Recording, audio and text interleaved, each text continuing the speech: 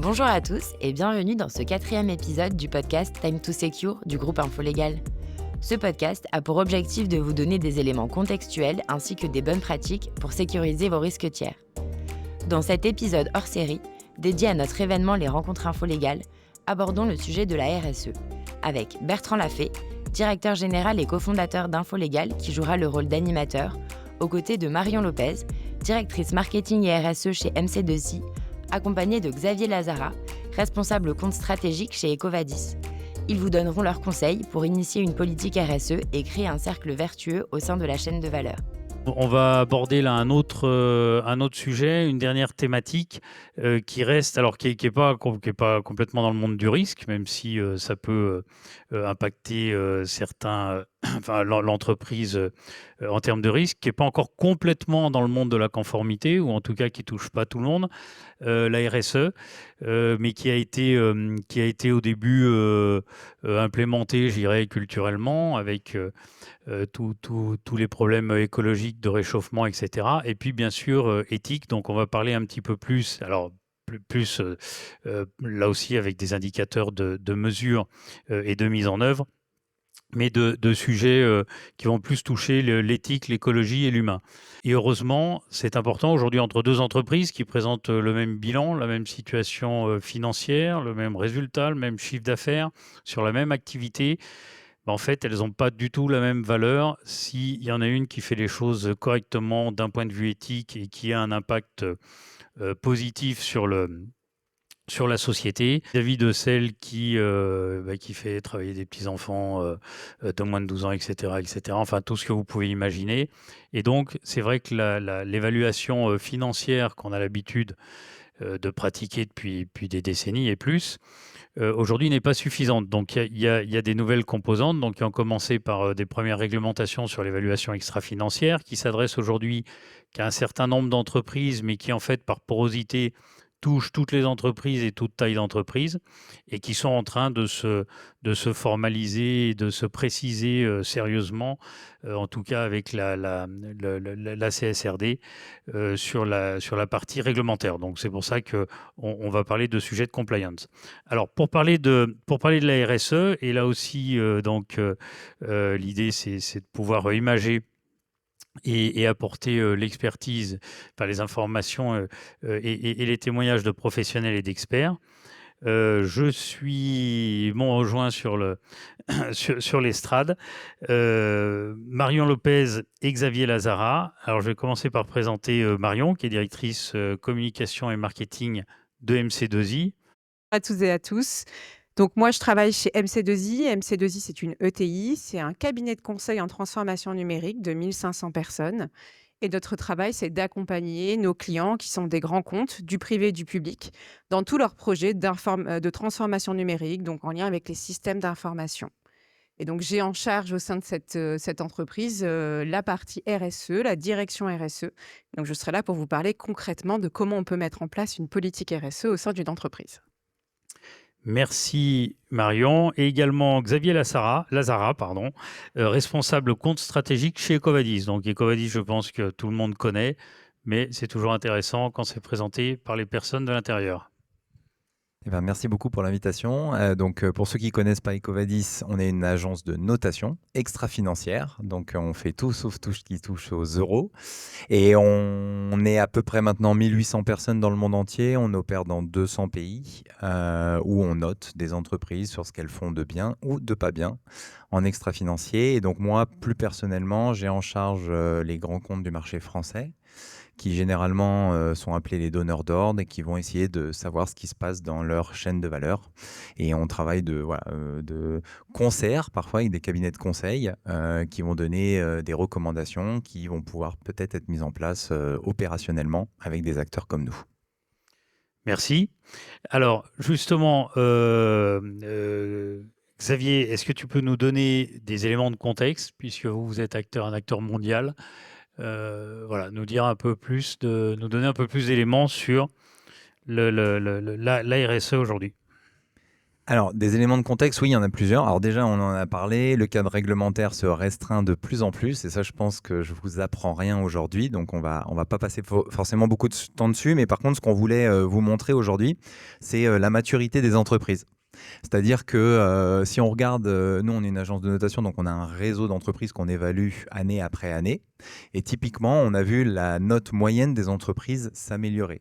Ça ne veut pas forcément dire que les entreprises s'améliorent, ça veut juste dire qu'en fait, elles faisaient peut-être des choses bien et que des gens comme nous, on les valorise. Typiquement, on a remarqué que la note moyenne qui aujourd'hui est de 51,6 chez Ecovadis de l'année dernière, eh bien, elle a pris plus 5 points quasiment en 5 ans. Donc, c'est quand même colossal. Et c'est aussi parce que les entreprises prennent le sujet à bras-le-corps. Et il n'y a pas eu de changement dans les méthodes de notation? Si. Généralement, elle se durcit même. Elle se durcit parce qu'on demande plus de choses. Nous, typiquement, chez Ecovadis, les gens comme moi, on travaille avec des grands donneurs d'ordre, des grandes entreprises, mais on a aussi un autre département qui s'occupe des entreprises notées. C'est deux choses totalement distinctes. Moi, je ne peux pas échanger avec ces gens-là, je ne peux pas les influencer. Et donc, on voit que même nous, on a durci année après année à cause, et grâce à la réglementation, mais aussi à cause d'un comité scientifique, nos critères d'évaluation. Et ce qui est intéressant, ce que j'ai voulu noter comme donnée assez importante, c'est qu'en fait, quand vous regardez la taille des entreprises qui sont évaluées, il y a 5 ans, c'était principalement des grands groupes qui se faisaient noter par des gens comme nous. Et en fait, de plus en plus, maintenant, c'est des petites et moyennes entreprises. Le réseau d'Ecovadis, c'est quasiment 80%, c'est 80% d'entreprises de petite taille ou de moyenne taille. Donc ça, on n'aurait jamais pensé que ça allait prendre cette tendance-là. Et quand on regarde les chiffres encore en termes de croissance, c'est encore plus dingue. Le réseau, il a fait x4 en l'espace de 6 ans. Et l'objectif, c'est de faire encore x3 dans 2 ans. Et les raisons justement du fait que de plus en plus de PME se font noter, c'est sous la pression des rencontres pour répondre aux appels d'offres, ou c'est une pression culturelle? C'est plutôt, elles le font spontanément, les deux? Est-ce que vous avez une vision chez Ecovadis de tout ça? Très intéressant. Donc nous, on en perd dans pas mal de pays. Et quand vous regardez le diagramme par zone géographique, il est assez édifiant. L'Europe, 50% du réseau, un peu plus de 50% du réseau, qui est fortement poussé par les pays nordiques. Et quand on regarde les zones de croissance, de plus en plus, en effet, c'est en Asie. Mais c'est principalement, comme vient de le dire Bertrand, poussé par des donneurs d'ordre. Et on va y venir après, parce que souvent, ils mettent des critères. Alors, tout à l'heure, on parlait des indicateurs de performance. Voilà, c'est bien de mettre des critères, mais après, il faut les piloter année après année. Donc, c'est souvent, en effet, grâce à vous, aux donneurs d'ordre. Très rapidement aussi, pour présenter le contexte, on a essayé de sortir des chiffres macro. Le baromètre des achats, chez nous, c'est la 8e édition. Donc, on voit les chiffres évoluer année après année. Et là, ce qu'on a essayé de mettre en exergue, d'accord, c'est ô combien les données que vous traitez donc, en tant que direction achat, parce que nous, on travaille principalement avec des directions achats, eh bien, sont drivées par on va dire des actions, d'accord. Et ce qu'on voit en fait, il y a deux choses, il y a deux couleurs, vous voyez. La première, c'est quand c'est manuel, d'accord. Donc vous menez une action qui est, je sélectionne mon fournisseur sur base de données extra-financières. Je le fais manuellement. Il y a en gros une direction achat sur 2 qui met ça comme critère. L'autre direction achat, elle ne le fait pas, ce n'est pas un critère pertinent. Ils vont regarder le coût, ils vont regarder les délais ou la qualité, puis le RSE, pas forcément, d'accord. Et en fait, le vert, c'est ceux qui l'intègrent dans leur processus achat, qui essaient de l'automatiser pour essayer de faciliter l'usage de la donnée RSE pour leurs équipes opérationnelles. Et alors ça, là, pour le coup, il n'y en a pas beaucoup. Vous voyez, on a 14% sur le critère de sélection des fournisseurs et on peut regarder ça sur tout. Moi, ce qui m'a intéressé, c'était celui-là, la contractualisation avec les fournisseurs. De plus en plus, maintenant, il y a vraiment des critères de contractualisation des critères RSE qui sont mis dans vos contrats.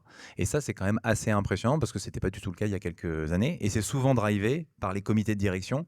Pourquoi ? Parce que vos investisseurs, maintenant, vous demandent beaucoup de choses sur l'extra-financier. Et on a des grands patrons du CAC.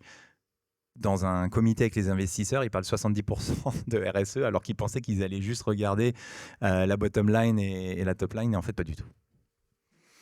Très bien, merci. Très intéressant. Donc, du coup, que ce soit sous la pression externe des acheteurs, interne, je ne sais pas, des collaborateurs ou une volonté éthique de la gouvernance, de plus en plus d'entreprises s'organisent et mettent en place des politiques RSE et s'organisent justement pour pouvoir répondre à ces critères-là.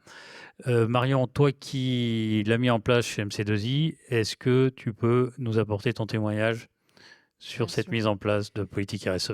Ce qui est d'abord important à noter, c'est qu'en fait, même si on n'a pas de politique RSE, on peut déjà avoir des actions RSE qui sont déjà présentes dans l'entreprise. Il faut réussir à les recenser. Nous, chez MC2I, on a une politique RSE très formalisée et structurée à partir de 2024. Mais dès 2006, on avait commencé à mener des actions avec des communautés de collaborateurs volontaires qui avaient mené des actions RSE et des communautés de collaborateurs qui proposaient des idées pour améliorer la RSE.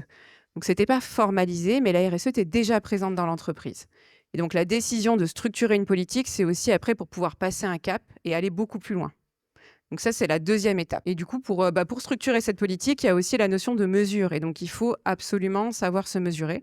Et donc, nous, très tôt, on a aussi fait appel à EcoVadis assez rapidement pour pouvoir permettre en fait de mesurer l'ensemble des actions et d'évaluer nos pratiques sur les volets sociaux, environnementaux, gouvernance, éthique également. Et donc de pouvoir voir, même si on n'avait pas encore de politique très structurée, l'ensemble des actions, les axes d'amélioration. Et c'est aussi grâce à ça qu'on a réussi à se dire, bon, bah, maintenant, il faut qu'on passe une étape supplémentaire. Et donc très tôt, même dès 2016, on avait déjà les premiers labels EcoVadis, donc notamment le label Gold, qu'on a réussi à maintenir pendant de nombreuses années. Et donc pour pouvoir aussi se challenger tous les ans et essayer d'avoir une démarche d'amélioration positive et régulière pour pouvoir vraiment mettre en œuvre les principes de la RSE volontairement dans l'entreprise. D'accord, très intéressant. Au niveau des étapes, donc on en a parlé. Est-ce que sur la partie formalisation, et enfin, Bien ou sûr. sur les différentes étapes, peut-être en dire un petit peu plus? La toute première étape pour une politique RSE, alors là je vous parle de ce qu'on a fait, mais il y a plein de méthodes, mais je pense que c'est déjà analyser l'existant. Analyser l'existant, il y a plein de façons de faire. Donc, quand on a une notation EcoVadis, c'est pratique. On peut déjà commencer à regarder quelles sont les préconisations, quels sont les points forts, les points faibles, et pouvoir regarder cela. Ensuite, il y a aussi, nous, on a beaucoup d'appels d'offres, et donc on a nos clients qui nous demandent aussi des engagements RSE. Donc, on va regarder aussi nos notes et les retours de nos clients sur les engagements RSE pour pouvoir suivre ça. On a analysé également toutes les bonnes pratiques qu'on avait pu recenser au sein de l'entreprise. Donc ça, c'était aussi important de pouvoir suivre l'ensemble de ces éléments et puis faire une analyse concurrentielle puisqu'on évolue tous dans des marchés différents. Et c'était aussi un bon moyen pour pouvoir récupérer une vision globale de ce qui est fait à propos de son marché. Donc nous, la transformation numérique, les cabinets de conseil, et de voir aussi ce que fait la concurrence pour pouvoir se challenger et à partir de là, faire une matrice d'analyse, un SWOT sur les actions qui étaient positives, négatives, les opportunités, les menaces. D'accord. Donc, une fois qu'on a mis en place, cette politique, comment on va, enfin, qu'est-ce qui fait que ça va être une politique réussie? Alors juste avant, une fois qu'on a collecté toutes ces données, il faut aussi travailler sur certains enjeux et certains critères qui sont importants. Déjà, identifier toutes ces parties prenantes. Ça fait partie une des étapes importantes, c'est la cartographie des parties prenantes et donc de tous les gens qui sont en interaction avec l'entreprise. À partir de là, nous, on est parti sur une matrice de matérialité qui est un outil qui permet de factualiser, graphiquement notamment, les grands enjeux RSE et les priorités sur lesquelles l'entreprise doit travailler et de la mettre au regard des attentes des parties prenantes.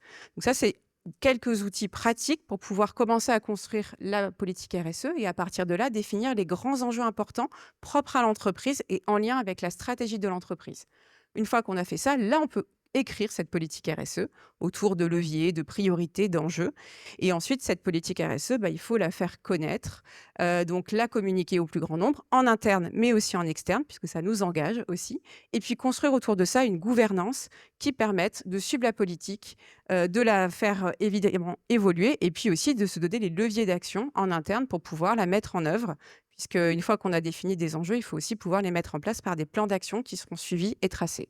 Donc D'accord. ça, c'est l'ensemble de la politique. Les leviers d'action pour cette mise en place de gouvernance, justement pour emmener la gouvernance et emmener les collaborateurs en interne, j'imagine que c'est pas simple au départ parce qu'il y a toute une évolution de mentalité et d'habitude et à faire. Donc comment on l'accompagne, comment quand on est responsable de ça, ben, on va toquer à gauche, à droite pour dire c'est un sujet important, il faut le relayer en interne et au plus haut niveau. L'important déjà, c'est d'impliquer l'ensemble des personnes en interne notamment, mais aussi en externe, dès la création de la politique RSE. Il ne faut pas le faire en chambre dans son coin, il faut tout de suite, dès le départ, faire des interviews, aller voir les différentes personnes dans l'entreprise pour les impliquer dès la création de la politique. Ensuite, il faut communiquer et travailler avec l'ensemble des strates. Évidemment, les leaders, les patrons, il faut qu'ils portent la politique, c'est hyper important qu'il y ait un sponsoring, mais aussi la strate managériale, pour leur donner du sens, leur expliquer en quoi c'est important pour l'entreprise, en quoi ça va les aider dans leur travail aussi, soit à donner du sens vis-à-vis des collaborateurs, soit également à donner du sens vis-à-vis de leurs clients. Nous, en tant que cabinet de conseil, on est de plus en plus challengés par nos clients sur les enjeux RSE. Les directions achats nous demandent des exigences de plus en plus fortes. On doit devenir des partenaires des directions achats pour les aider à eux aussi aller être beaucoup plus impactants d'un point de vue environnemental, d'un point de vue social. Donc, c'est aussi des messages à passer aux managers qui, après, pourront travailler avec les collaborateurs.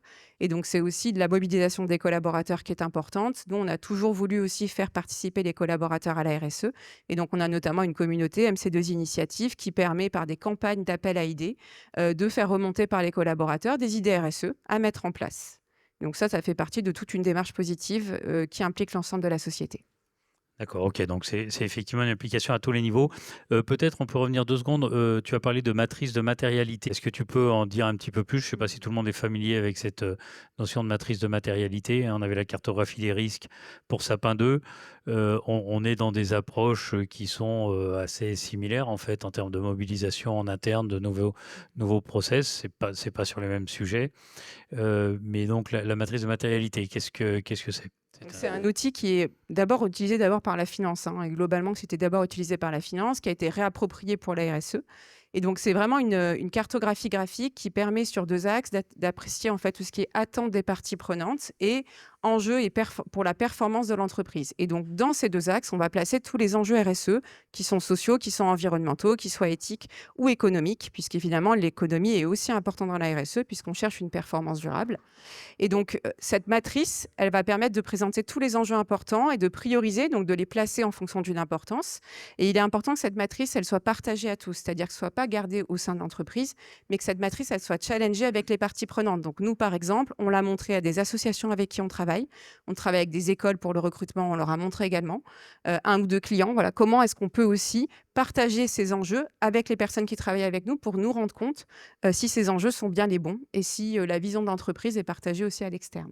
Et donc, c'est un outil qui nous permet de cadrer la politique et qui va en plus devenir de plus en plus important avec la CSRD, puisque bientôt, on nous demandera des matrices de double matérialité avec un enjeu d'impact matériel et d'impact financier.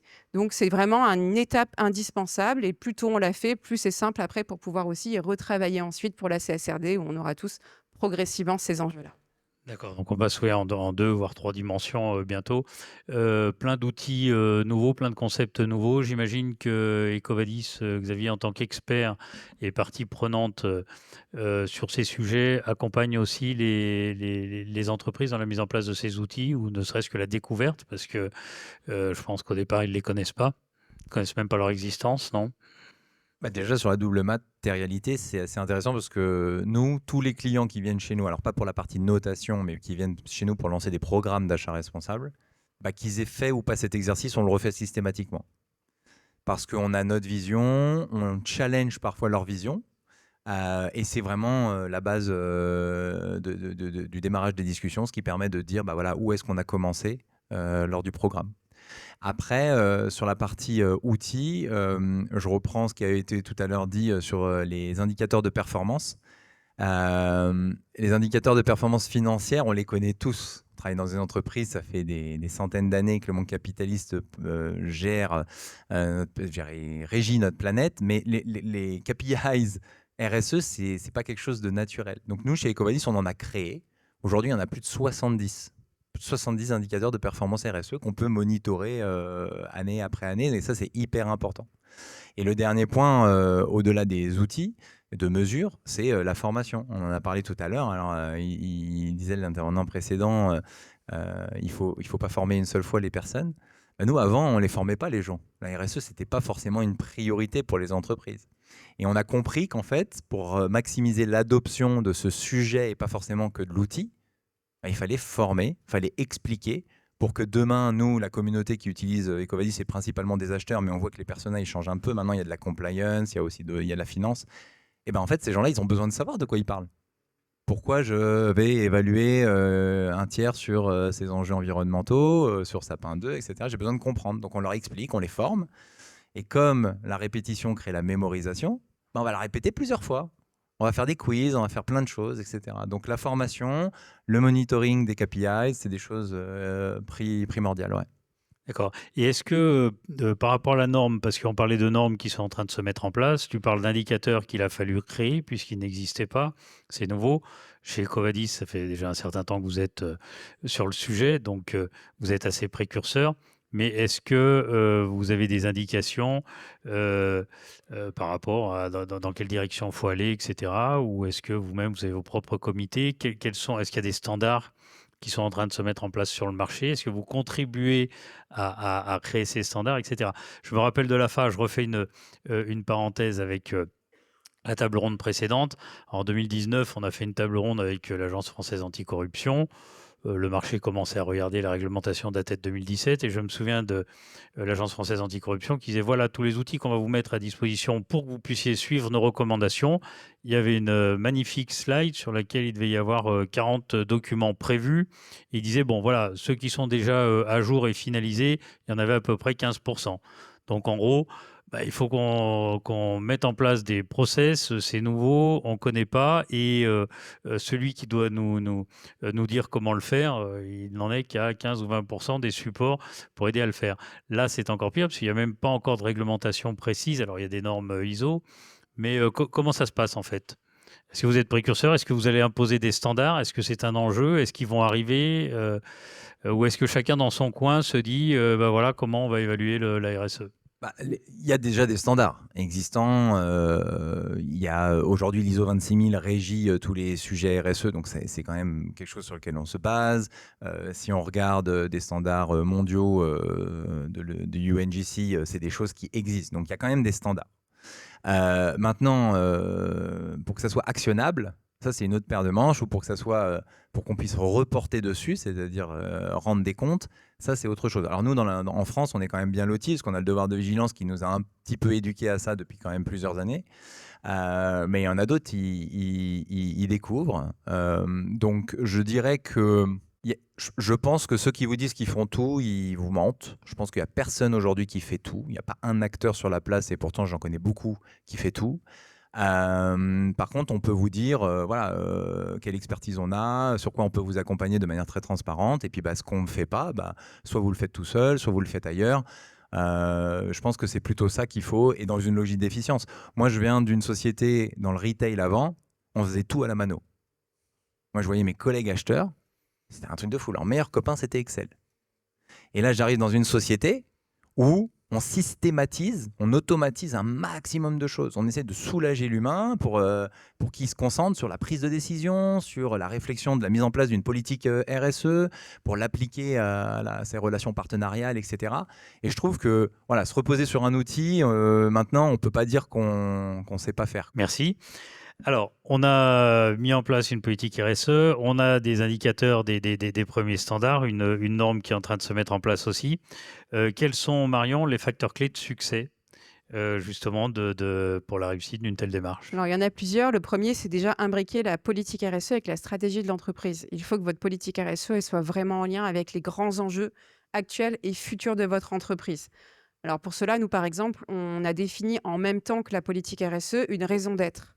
Donc, en une phrase, on a factualisé quelle était notre mission, quelles étaient nos ambitions et le cap qu'on voulait atteindre pour l'avenir, pour pouvoir en fait vraiment ancrer la RSE avec la stratégie de l'entreprise et définir vraiment une raison d'être, une phrase qui nous permette de donner du sens sur nos activités sur le long terme et qui accompagne surtout de la performance durable. Donc ça, c'est un des moyens. Sinon, c'est évidemment en challengeant avec les directeurs qu'on peut aussi caler la stratégie RSE avec la partie la partie stratégique. Et puis après, il faut incarner au plus haut niveau. La RSE, c'est super d'avoir une politique RSE, mais si votre président ne la connaît pas et si le COMEX ou le CODIR ne la connaît pas, ça ne sert à rien. Donc, une petite astuce, c'est essayer de la faire aussi porter et sponsoriser par le président, un directeur général. Ça permet déjà de les avoir au comité de pilotage et de pouvoir travailler avec eux.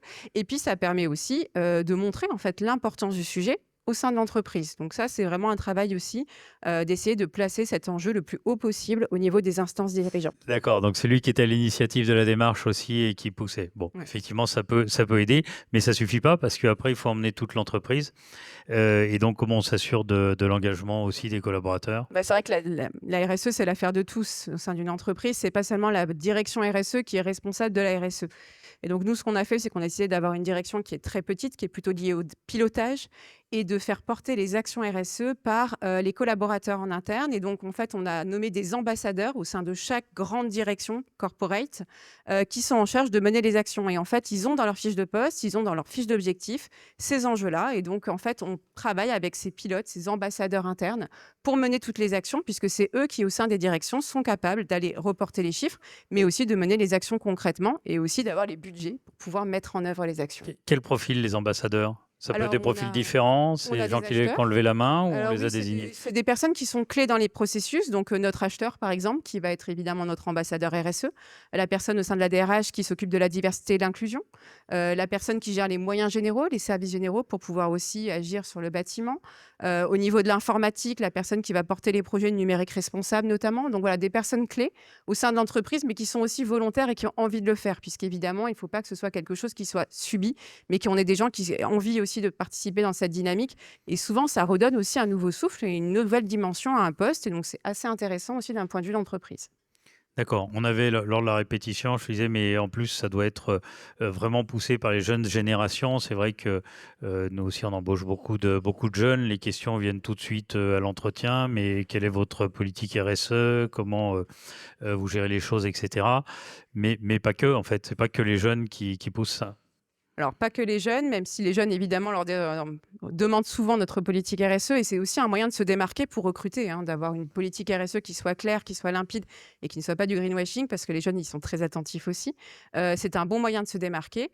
Après, on voit sur le terrain que parfois la mobilisation est quand même plus compliquée. On organise beaucoup d'actions de sensibilisation, beaucoup de semaines. On a parfois du mal à remplir les actions. Donc, on voit qu'après, dans le quotidien, les gens ne sont pas toujours disponibles. Et c'est là qu'on peut aussi s'appuyer sur le management pour remobiliser, recommuniquer et redonner du sens aux gens.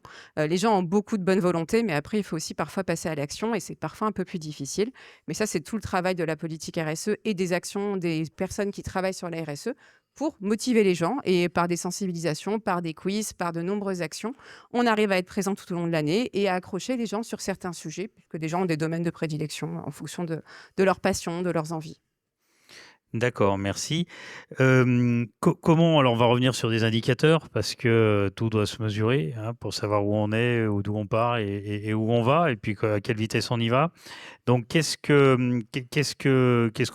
comment on mesure? Qu'est-ce qu'on peut mettre en place comme indicateur Clairement, c'est un par vrai rapport facteur clé de succès. On ne peut pas faire une politique RSE sans indicateur, puisqu'en fait, comment suivre l'évolution et comment se fixer des ambitions.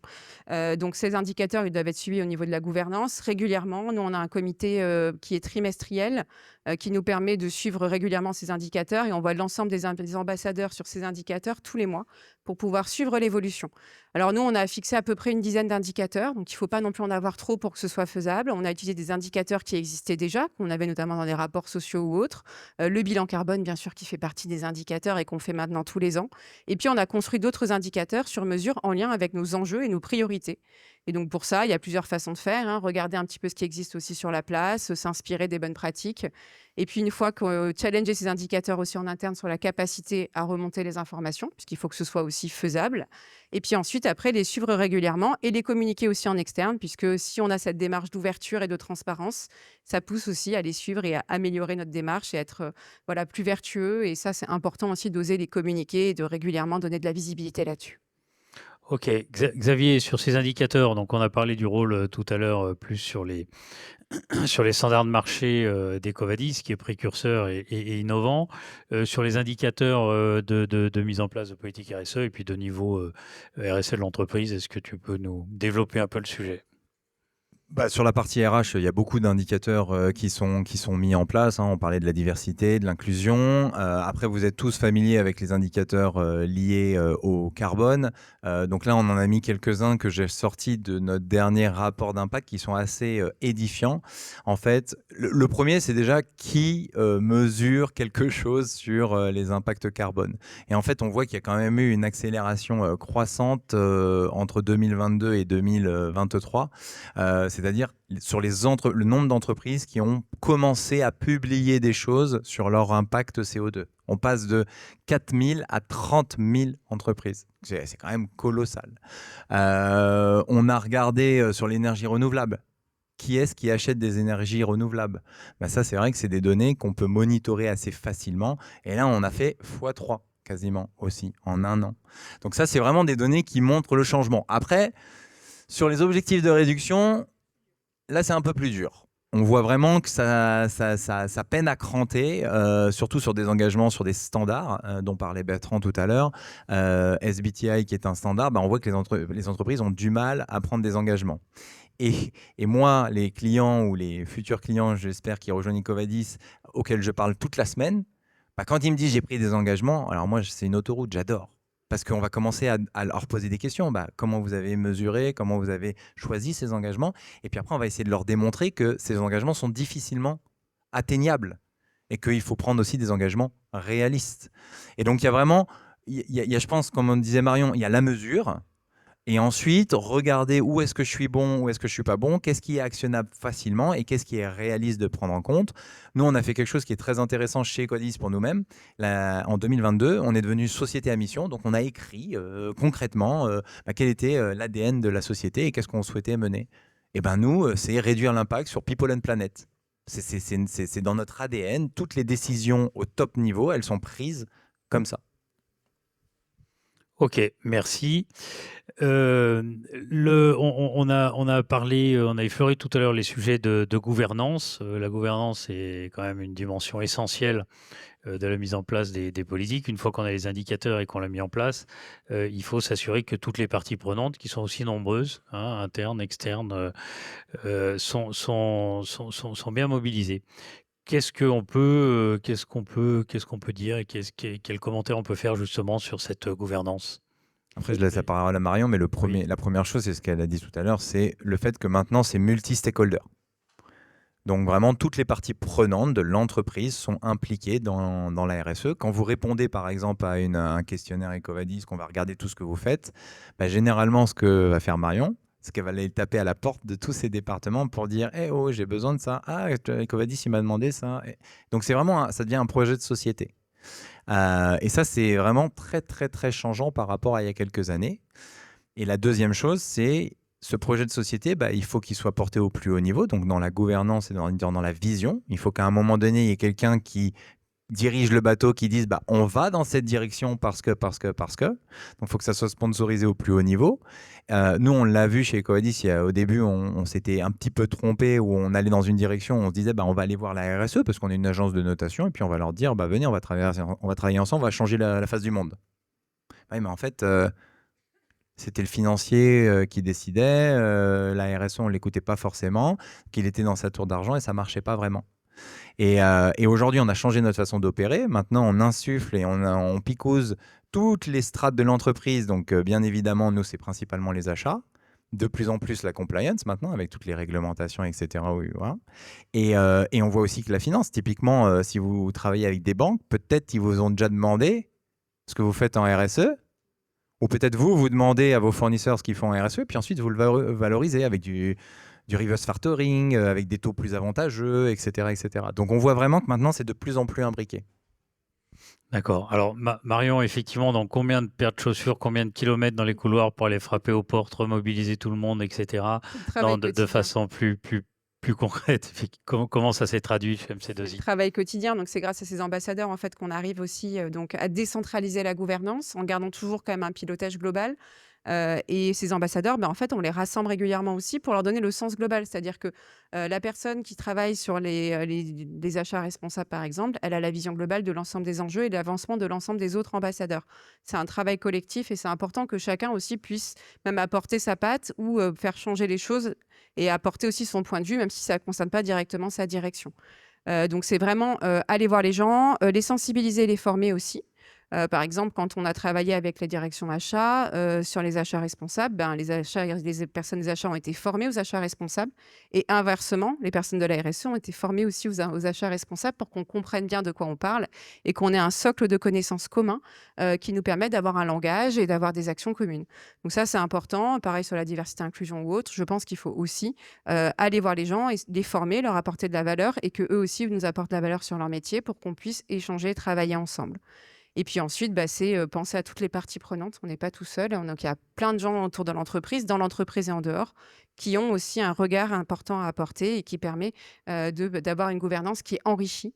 Et de plus en plus, de toute façon, on devra intégrer des personnes internes, externes, des sociétés d'évaluation ou autres dans nos réflexions pour pouvoir avoir une vision beaucoup plus globale et bénéficier des retours d'expérience de chacun. Ça fait combien de temps que tu as enclenché la démarche chez MC2I? Alors moi, j'étais déjà bénévole sur le sujet depuis quelques années. J'ai dit en 2023, il faut absolument qu'on monte un vrai projet pour restructurer la politique RSE qui existait mais qui n'était pas communiqué, qui n'était pas formalisé. Et donc ça a été quasiment un projet d'1 an à peu près pour travailler dessus, la préparer. 1 an, pas à temps plein, je vous rassure. Il y avait d'autres activités puisqu'à côté, je suis directrice communication et marketing, donc j'ai de quoi m'occuper. Mais 1 an, en tout cas, pour formaliser ça, avec notamment une stagiaire aussi qui m'a aidée. Et puis, on l'a fait nous tout seuls. Mais on peut aussi se faire accompagner pour faire des politiques RSE. Il y a plein de gens qui sont là aussi pour vous accompagner. Et puis, pour la mettre en œuvre début janvier, avec tout un temps de communication entre novembre et janvier aussi, pour la faire connaître d'abord en interne, pour que tout le monde la comprenne, tout le monde la connaisse, et à partir de janvier, l'externaliser aussi en externe, avec à la clé, au mois de mars, notre premier rapport RSE qui nous a permis aussi de tout documenter dans un beau document concret, avec du coup les premiers indicateurs qui étaient aussi sortis et montrés en fait au plus grand nombre. D'accord, donc ça a été formalisé.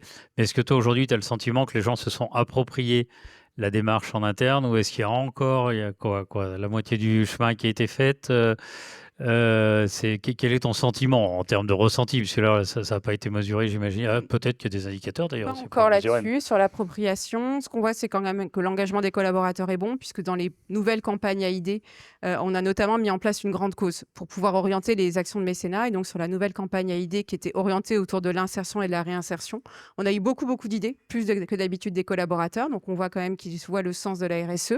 Ils ont eu plus de clarté, puisque maintenant, il y a une gouvernance qui est communiquée en interne et donc ils savent à qui s'adresser. Donc ça, c'est aussi bien de savoir quels sont les interlocuteurs.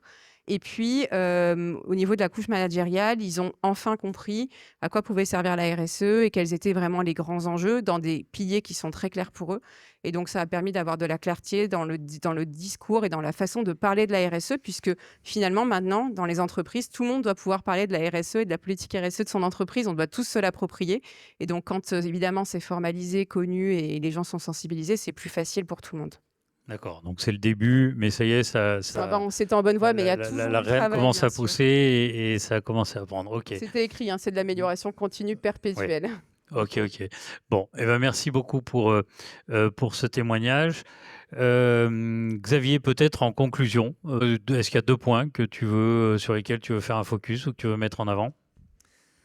Moi, il y a 2 points qui me sont chers. Le premier, c'est la fiabilité de la donnée. Quand je suis arrivé chez EcoVadis, la première chose qui m'a sauté aux yeux, en fait, c'est que beaucoup des gens avec lesquels je parlais, ils se satisfaisaient des données, ce qu'on appelle des données déclaratives.